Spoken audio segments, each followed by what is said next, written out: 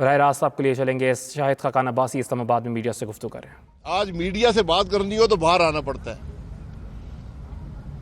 اس سے پہلے ہم جہاں پر ہم رہتے ہیں قومی اسمبلی کی لاجز ہیں وہاں پر پریس کانفرنس کیا کرتے تھے.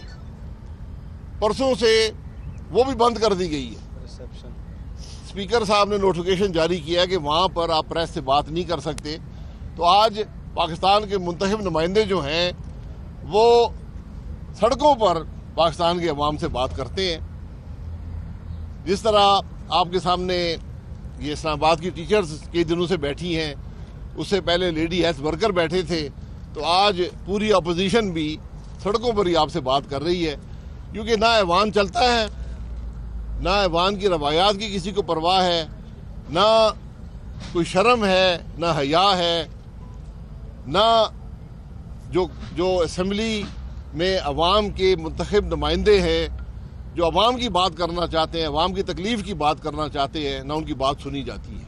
اور یہ سلسلہ 2.5 سال سے قائم ہے. آج 2 ایشوز پر ہم نے بات کرنی تھی اسمبلی میں. ایک جو بجلی کے نرخ میں اضافہ ہوا ہے اور متواتر ہوتا جا رہا ہے, جس پر حکومت کے کئی وزراء اسمبلی کے اندر اور اسمبلی سے باہر مکمل جھوٹ بولتے رہے ہیں, ان کو عوام کے سامنے رکھنا تھا. اور دوسرا یہ ٹرانسپیرنسی کی رپورٹ جو اس حکومت کی کرپشن کا منہ بولتا ثبوت ہے, اور اس کی بہت سی ڈیٹیلز ہیں جو ہم آپ کے سامنے رکھنا چاہتے ہیں. ان پر آج بات ہونی تھی لیکن یہ بات وہاں پر نہ ہو سکی. اس کے ساتھ ساتھ قومی اسمبلی کے ایک ممبر جناب کھوکر صاحب جو لاہور سے منتخب ہوئے ہیں, آپ کو پتہ ہوگا کہ 4 دن پہلے ان کے گھر کو مسمار کیا گیا. تو یہ صرف ہتھ کنڈے ہیں کھوکر صاحب کو دبانے کے, اسمبلی سے دور رکھنے کے, تاکہ وہ اس پارٹی کا ساتھ نہ دے سکیں, عوام کی نمائندگی نہ کر سکیں. یہ اتنے اوچھے اور گھٹیا ہتھ کنڈے پاکستان کی تاریخ میں کسی حکومت نے استعمال نہیں کیے جو آج حکومت کر رہی ہے. پاکستان کی تاریخ میں کسی ممبر اسمبلی کا گھر مسمار نہیں کیا گیا. آج ہم اس حد تک بھی جا پہنچے ہیں کہ جہاں بیٹیاں, بچے, بہنیں, بیویاں جہاں رہتی تھیں اس گھر کو رات کے اندھیرے میں مسمار کیا گیا. آج کھوکر صاحب نے کویسچن آف پریویلیج دیا تھا کہ مجھے اسمبلی کے اجلاس میں اپنی نمائندگی کرنے سے روکنے کے لیے یہ کام کیا جاتا ہے. وہاں پر اسپیکر صاحب نے جب حکومت کے وزراء کو اجازت دی تو انہوں نے بجائے اسمبلی کے رولز کے مطابق کہ اس معاملے کو اسمبلی کی کمیٹی میں بھیجنا چاہیے یا نہیں, انہوں نے وہاں پر کھوکر صاحب پر طرح طرح کے الزامات لگانے شروع کر دیے. ہم نے کچھ دیر سنا, اسپیکر صاحب سے گزارش کی کہ جناب ان کو بولے ایڈمیشن پر بات کریں کہ کیا یہ بات اسمبلی میں بحث ہو سکتی ہے یا نہیں, کمیٹی میں جانا چاہیے یا نہیں.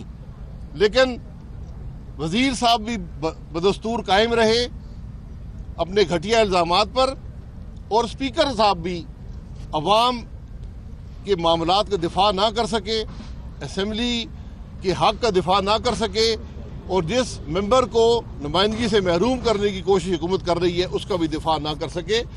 اور جو معاملہ یہاں پر پیدا ہوا وہ بدستور قائم ہے, اور اسپیکر صاحب کوئی بدقسمتی سے فیصلہ بھی نہ دے سکے. فیصلہ صرف یہ دینا تھا کہ کیا اس معاملے کو قومی اسمبلی کی استحقاق کی کمیٹی اس کو کنسیڈر کر سکتی ہے یا نہیں.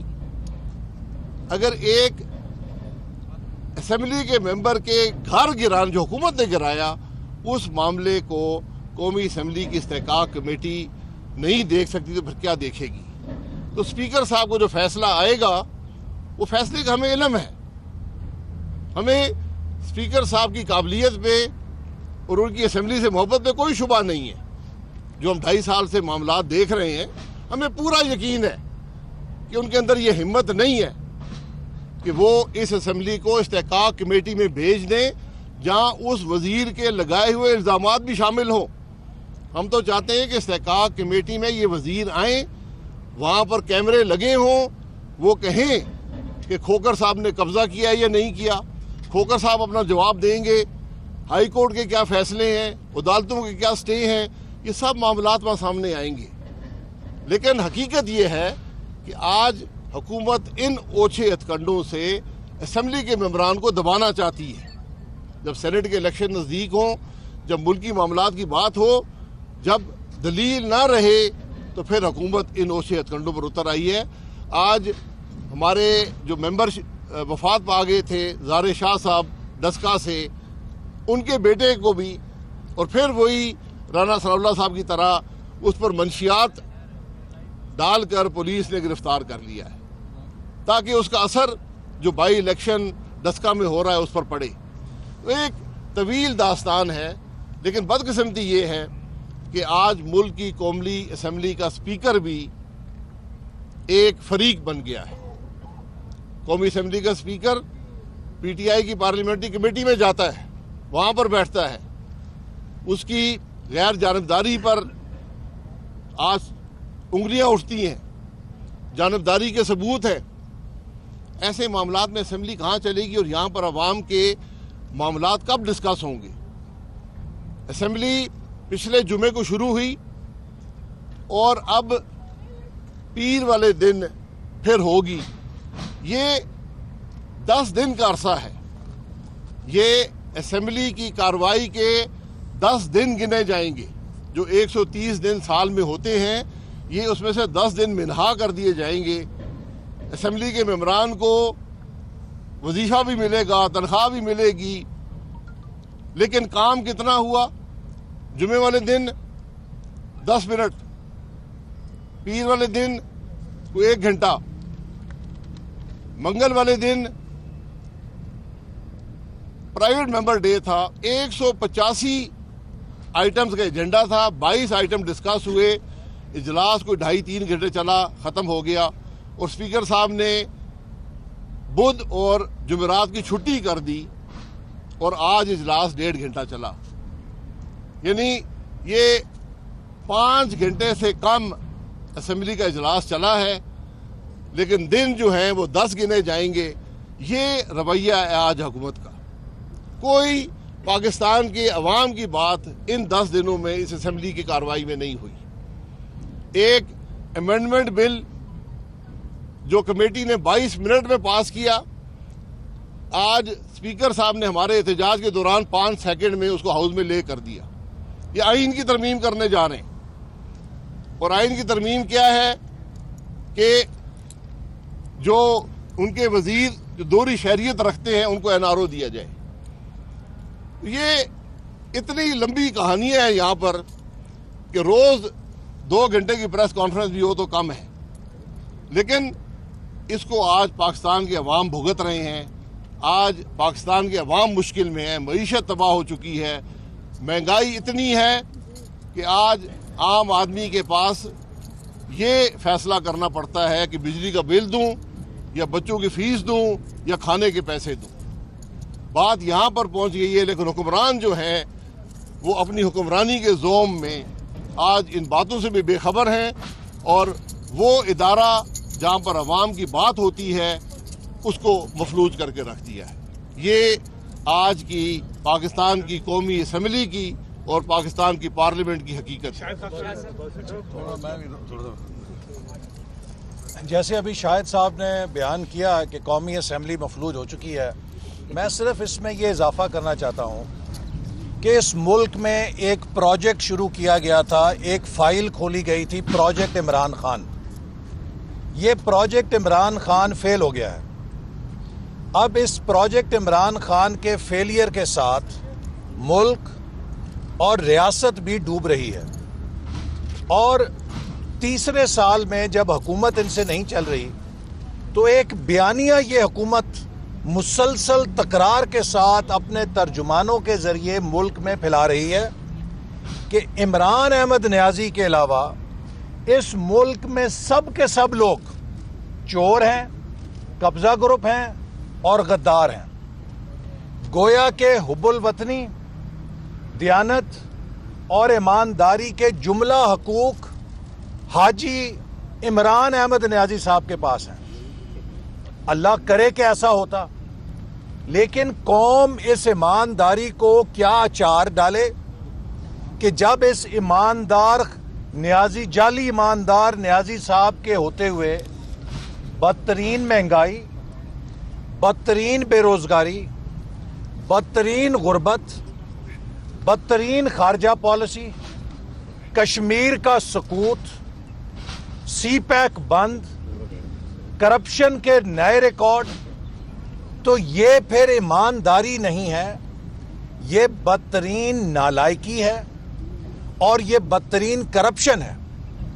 اور حکومت کے وزراء نے اور وزیر اعظم نے ہمیں کہا کہ یہ ٹرانسپیرنسی انٹرنیشنل کی رپورٹ کا جب اردو ترجمہ آئے گا تو آپ کو پتہ لگے گا کہ یہ مسلم لیگ نون کی حکومت کا ڈیٹا ہے، جبکہ رپورٹ کی بہت سادہ انگریزی میں، جسے ایک میٹرک کا طالب علم بھی پڑھ سکتا ہے، یہ واضح طور پہ بیان کیا گیا ہے کہ اس رپورٹ کا ڈیٹا 2019-2020 پی ٹی آئی کے 2 سالوں کا ہے۔ تو جناب آپ نے ہمیں یہ بتلا دیا کہ وزیر اعظم اور ان کے وزیر سادہ انگریزی بھی نہیں پڑھ سکتے۔ میں سمجھتا ہوں کہ اب ہمیں آکسفورڈ یونیورسٹی سے یہ استفسار کرنا پڑے گا کہ انہوں نے کس طرح کی ڈگری عمران نیازی صاحب کو دی ہے کہ یہ وہ سادہ انگریزی بھی نہیں پڑھ سکتے جو ایک میٹرک کا طالب علم پڑھ سکتا ہے، کہ اس رپورٹ کو بنانے والوں نے اس رپورٹ میں واضح طور پہ بیان کیا ہے کہ یہ رپورٹ پچھلے 2 سالوں کے ڈیٹا کے اوپر مبنی ہے۔ اب شاید جو اردو کا ترجمہ یہ کروانا چاہتے ہیں اس کے لیے بھی جسٹس عظمت سعید صاحب کے نگرانی میں ایک کمیشن نہ بنا دیں۔ میں یہ بات پھر دہراؤں گا کہ پاکستان کی بار کونسل نے، پاکستان کے وکلا برادری نے بھی جسٹس عظمت سعید صاحب پر براڈ شیٹ کمیشن کے لیے عدم اعتماد کا اظہار کر دیا ہے، چونکہ وہ موصوف ہو سکتا ہے بہت قابل ہوں، ہمیں ان سے ذاتی دشمنی نہیں ہے، لیکن وہ اس پورے معاملے میں ایک فریق ہے۔ ہی از اے اسٹیک ہولڈر۔ وہ نیب کی ٹیم میں اس وقت شامل تھے جب براڈ سٹریٹ کے ساتھ معاملہ دستخط ہوا اور طے پایا۔ وہ اس جے آئی ٹی کے نگران تھے جس جے آئی ٹی کے مفروضوں کے اوپر براڈ شیٹ کو کمپنسیشن دی گئی ہے۔ وہ شوکت خانم میں اس بورڈ کے ممبر ہیں جس میں عمران خان صاحب نے اپنے نہایت ہی چہیتے اور فیملی کے ممبرز کو بورڈ کا ممبر بنایا ہوا ہے، چونکہ that is a family trust. Shaukat Khanum جو ہے وہ اسینشلی ایک فیملی ٹرسٹ ہے۔ تو جو عظمت سعید صاحب ایک فیملی ٹرسٹ کے ممبر ہیں، عمران خان صاحب کے اتنے چہیتے ہیں، ان سے براڈ شیٹ کی تفتیش کرانے کا مطلب یہ ہے کہ کچھ پردہ داری ہے، کچھ چیزوں کو چھپانا مقصود ہے، اور کچھ اپنے مخالفین پر کردار کشی کرنا مقصود ہے۔ براڈ شیٹ پاکستان کی تاریخ کا ایک بہت بڑا سکینڈل ہے جس میں اربوں روپے پاکستان کے لٹائے گئے ہیں، نام نہاد جھوٹے احتساب کے نام پہ جو نواز شریف صاحب کی کردار کشی کے لیے کیا گیا۔ پی آئی اے کا طیارہ، اس کی لیز منی تو ادا نہیں کی گئی، وہ کرک ہونے دیا گیا، لیکن براڈ شیٹ کو ہائی کورٹ کے فیصلے کا انتظار کیے بغیر ایڈوانس میں ادائیگی کر دی گئی۔ ایک بچہ بھی سمجھ سکتا ہے دال میں کالا ہی نہیں ہے بلکہ دال میں سپر کالا ہے۔ تو لہٰذا یہ حکومت پاکستان کے لیے خطرہ بن چکی ہے، اپنی نالائکی سے معیشت ڈبو چکی ہے، اب ایک ایک کر کے اداروں کو تباہ کر رہی ہے۔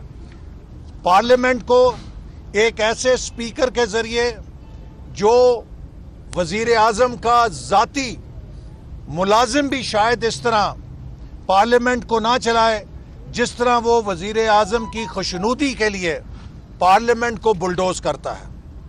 और अब जस्टिस अजमत सईद को ब्रॉड शीट कमीशन में लाकर ये पाकिस्तान की अदलिया को भी तनाज़े में घसीटना चाहते हैं। हम समझते हैं कि ये पाकिस्तान के इदारे पाकिस्तान की डिफेंस लाइन है।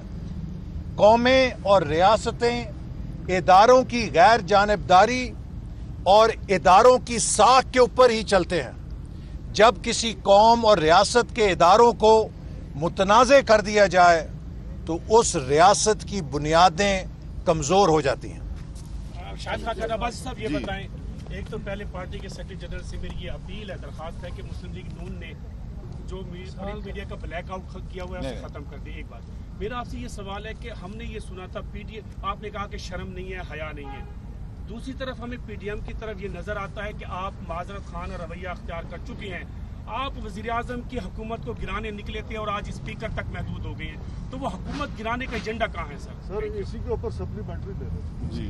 आजकल टॉक शोज और बहस मुबाहिसों में ये बात बहुत ज़्यादा होती है कि पीडीएम जो है वो टूट फूट का शिकार है और उसमें अब बहुत ज़्यादा डिवीजन आ गई है।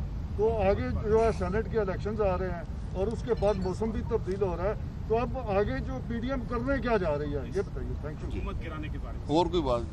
हुकूमत गिराने आपके हवाले से आज अली जैदी ने एक बयान जारी किया है, उसमें आपकी फैमिली पर मुख्तलिफ इल्ज़ाम लगाए गए हैं और कहा गया है कि 1 अरब रुपये माफ़ कराए गए हवाई कंपनी बनाने के हवाले से। सर उन्होंने 1991 की पोस्ट शेयर की है, फ्रंट पे ये पोस्ट की है, अखबार की खबर शायद जी, की है और कहा कि आपके वाले पर रूम साहब जी जी, मुझे जो मर्जी इल्जाम लगा ले, नैब का मुकदमा बना ले, मैं हाजिर हूँ हर काम के लिए। जिसने मुझ पे इल्जाम लगाना है, मेरे खिलाफ 2 केस चल रहे हैं नैब के, एक कराची में, एक इस्लामाबाद में। अली जैदी साहब इस किस्म के जो तमाशाई हैं, जो कुछ प्रेस से भी ताल्लुक़ रखते हैं, जो बातें वो टीवी पर करते रहे हैं, वो उस केस में शरीक हो जाएं। दोनों केस जिसमें चाहे कराची में शरीक हो, इस्लामाबाद में हो, दोनों में हो, और सबूत लेकर वहाँ मुहैया करें। मैं हाजिर हूँ जहाँ पर जी। हमारा दावा या हमारा मकसद हुकूमत गिराना नहीं था। हमारा दावा, हमारा मकसद निज़ाम की तब्दीली है। हुकूमत उस निज़ाम की खराबी का नमूना है और हुकूमत के होते हुए पाकिस्तान तरक्की नहीं कर सकता। ये सारी बात है। ये पीडीएम का असूल था, ये उसका मंशूर है, ये वाहिद नुकाती बयानिया है, उस पर पीडीएम आज भी कायम है। पीडीएम के अंदर कोई इंतशार नहीं है। पीडीएम 11 जमातें हैं, इख्तलाफ राय हमेशा रहता है, मुशावरत होती है, एक बात पर इतफाक होता है और वही पीडीएम इम्प्लीमेंट करती है। जो उसकी पाबंदी नहीं करेगा वो पीडीएम से खारिज है। आज तक हर फैसले की मुकम्मल पाबंदी हर जमात ने की है। अच्छा सर, वज़ीर आज़म साहब कहते हैं कि मैं मुल्क में तब्दीली कैसे ले आऊं, क्योंकि हर 5 साल बाद यहाँ पर इलेक्शन हो जाते हैं, तो ये अरसा जो है इंतहाई कम है, तो ऐसे में तब्दीली कैसे लाऊं, इस पर क्या कहते हैं? जी, वो मेरे पास 2 आइन की किताबें हैं। एक मैं वज़ीर आज़म साहब को भेज रहा हूँ, एक स्पीकर साहब को भेज रहा हूँ, वो पढ़ लें कि आइन मुल्क का क्या है। देखिए इसका आपके जवाब, एक इनका जवाब देखिए। जिस सतह के वजीर आजम साहब नालायक हैं, 5 साल छोड़ के इन्हें 500 साल भी दे दिए जाएं तो ये कुछ नहीं कर सकते। अब्बासी साहब, नवाज शरीफ साहब ने कहा था कि आज के बाद मिलिट्री लीडरशिप से जो भी मिलेगा वो पार्टी लीडरशिप से डिस्कस करेगा। तो जुबैर साहब की जो मुलाकात हुई थी उस पर अभी तक फीमेल की कोई रिस्पांस नहीं आई सामने। जुबैर साहब भी, जहाँ तक मेरी नॉलेज है, मुझे उस वाक़े का इल्म नहीं है, वो भी नाश्ता करने गए थे और आर्मी चीफ भी नाश्ता करने आए थे। तो वहाँ पे उनकी मुलाकात, सैकड़ों लोगों से मुलाकात हुई है, टीवी पर भी आया है। तो हमें इन चीज़ों को उसी बात में देखना चाहिए। तो मुलाकात अब वहाँ से जुबैर साहब फ़ोन करते मुझे या मियाँ नवाज शरीफ को कि जी मैं नाश्ते पे आया हूँ, तो क्या वो मेरे सामने आए हैं, मुलाकात हो या ना हो। ये इखलाकी, हमने तो कभी इखलाकी कदरें नहीं छोड़ी। शायद डिफेंस मिनिस्टर आपके पास आते हैं, अब इसे चैम्बर में डिफेंस मिनिस्टर आते हैं, डेलीगेशन लेके आते हैं, آپ لوگوں سے منتیں کی جاتی ہیں کہ آپ اسپیکر کے ساتھ چلیں, اسپیکر کے اجلاسوں میں آئیں, اس کے بعد پھر ان کا رویہ وہی ہو جاتا ہے, جبکہ آپ یہ معاملہ ریز بھی کرتے ہیں اپنے تحفظات اسپیکر کے حوالے سے کہ آئین سازی کو بلڈوز کیا جاتا ہے, قانون سازی کو, اب پھر وہی رویہ ہے. تو اس کے بعد اب کیا مزید بات چیت کی گنجائش ہے اس معاملے میں؟ دیکھیں, بات چیت کی کبھی گنجائش ختم نہیں ہوتی. پرویز خٹک صاحب آئے تھے جمعے والے دن اور ہم نے ان کو بتایا تھا کہ جناب یہاں پر کوئی بات چیت کی گنجائش نہیں ہے, یہاں پر اسمبلی کے روایات ہیں, اسمبلی کے رولز ہیں, اس کے مطابق اسمبلی چلائیں. اسپیکر صاحب 2.5 سال سے سینکڑوں دفعہ بات چیت ہوئی ہے, ایک بات کبھی پاس نہیں رکھا گیا, اور آج اسمبلی مفلوج ہے. میں نے ابھی بتایا ہے 10 دن کے پیسے پاکستان کی عوام ادا کریں گے. اسمبلی میں بات 5 گھنٹے ہوئی ہے اور اس میں کوئی بات پاکستان کے عوام کی نہیں ہوئی. عباسی صاحب آج کل ویسے ٹیلی فون کہیں سے آ رہے ہیں جی, کوئی ٹیلی فون آ رہے ہیں آج کل کہیں سے؟ میں چیک کرتا ہوں, مجھے تو نہیں آیا. خوشی شاہ صاحب جیل میں, انہوں نے درخواست کی ہوئی ہے کہ پروڈکشن آرڈر کے لیے نہ کہیں اسپیکر کو. ابھی آپ کہہ رہے ہیں گھروں پہ قبضے بھی ہو رہے ہیں, تو ابھی آپ کیا سمجھ رہے ہیں کہ آپ کی پریس کانفرنس میں بے بسی نہیں ہے, آپ کے پاس آپشن نہیں سمجھ رہے, آپ کے پاس کوئی آپشن نہیں رہا جس کی وجہ سے بے بسی کا اظہار کیا جا رہا ہے؟ میں بے بسی کا اظہار نہیں ہے, مجھے افسوس کا اظہار ہے کہ جس ملک کے اسپیکر کو یہ نظر نہ آتا ہو کہ پورا فرنٹ بینچ اپوزیشن کا خالی پڑا ہوا ہے, اس اسپیکر کے بارے میں کیا کہہ سکتا ہوں. جو اسمبلی کا اسپیکر کا کام, اسپیکر جانبدار نہیں ہوتا, اس کا کام اسمبلی کے حقوق اور ممبران کے حقوق کا دفاع ہوتا ہے, چاہے وہ اپوزیشن میں ہو یا اسمبلی میں ہو. اور سب سے بڑا رائٹ جو اسمبلی کے ممبر کا ہوتا ہے وہ بات کرنا ہوتا ہے, پاکستان کے عوام کی تکلیف کی بات کرنا ہوتا ہے. جو اسپیکر اس کو روکے گا, میں اور میری جماعت ہر حد تک جائیں گے, مایوسی کا اظہار نہیں کریں گے, بے بسی کا اظہار نہیں کریں گے. پھر جو اسمبلی میں ہوگا آپ دیکھیں گے. دیکھیے, اور یہ بے بسی نہیں ہے, یہ بے بسی نہیں ہے. یہ ساری باتیں جو شاہد صاحب نے کی اور میں نے کی ہیں, ہمارا دل کرتا ہے کہ یہ ہم اسمبلی کے فلور پہ کریں. آج اس اسمبلی کے فلور کو اپوزیشن کے لیے زبان بندی کر دی گئی ہے. مجبوراً ہمیں سڑکوں پر آ کے میڈیا کے ذریعے اپنا موقف قوم تک پہنچانا پڑ رہا ہے. تو یہ بے بسی ہماری نہیں ہے, یہ بے بسی اس پارلیمنٹ کی ہے, یہ بے بسی اس جمہوری نظام کی ہے جس کو اس نالائق حکومت نے بالکل مفلوج کر کے رکھ دیا. جیسا کہ تمام جماعتیں اور تمام اراکین پارلیمنٹ اس بات متفق ہیں کہ شو آف ہینڈ یا جو ہارس ٹریڈنگ ہوتی ہے سینٹ میں, اس کا راستہ روکا جائے. اب حکومت یہ انیشیٹ کر رہی ہے تو اپوزیشن اور آپ کی جماعت کیوں سپورٹ نہیں کر رہی؟ کیا پلان کیا سپورٹ کریں گے اس لیجسلیشن کو؟ دیکھیے, الیکٹورل ریفارم کا ایک طریقہ ہوتا ہے, آئین کی ترمیم کا ایک طریقہ ہوتا ہے. دونوں ہاؤسز کی ایک کمیٹی بنتی ہے جس میں ہر پارٹی شریک ہوتی ہے, چاہے اس پارٹی کا ایک ممبر بھی اسمبلی میں ہو. ہم نے جب الیکٹورل ریفارم کیے تھے 107 میٹنگز ہوئی تھیں, سب کی مشاورت سے ہوا تھا. آج اگر آپ کو اپنے ممبروں پہ شبہ ہے کہ آپ کو ووٹ نہیں ڈالیں گے تو بڑے دیر سے آپ کو خیال آ گیا کہ شو آف ہینڈز ہو. اگر سینٹ کا ممبر شو آف ہینڈ سے منتخب ہوگا, پھر قومی اسمبلی کا ممبر بھی شو آف ہینڈ سے منتخب ہوگا, پھر صوبائی اسمبلی کا ممبر بھی شو آف ہینڈ سے منتخب ہوگا. جو آپ وائلیشن بیسک جو طریقہ ہوتا ہے, جو سینکٹٹی ہوتی ہے ووٹ کی, وہ سیکریسی میں ہوتی ہے, تاکہ میں جس کو ووٹ دوں, جس کے خلاف دوں, وہ کل میرے حق میں اپنے حقوق غلط استعمال نہ کرے یا مجھے میرے خلاف نہ چلے. اس لیے ووٹ کا یہ طریقہ ہوتا ہے.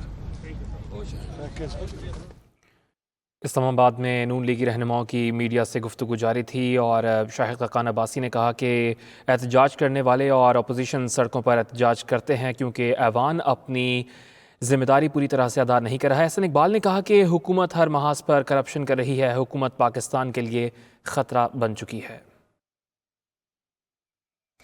اسلام آباد میں نون لیگی رہنماؤں کی میڈیا سے گفتگو جاری ہے. نون لیگی رہنما احسن اقبال نے کہا ہے کہ حکومت ہر محاذ پہ ناکام ہو چکی ہے, ہر ادارے میں کرپشن کی جا رہی ہے اور کرپشن کا واویلا مچا کر اپوزیشن کو سیاسی انتقام کا نشانہ بنایا جا رہا ہے. انہوں نے کہا کہ حکومت پاکستان کے لیے خطرہ بن چکی ہے, جبکہ سابق وزیر اعظم اور نون لیگی رہنما شاہد خاقان عباسی نے کہا کہ احتجاج کرنے والے اور اپوزیشن والے سڑکوں پر ہے کیونکہ ایوان اپنی ذمہ داری نہیں نبھا رہا ہے.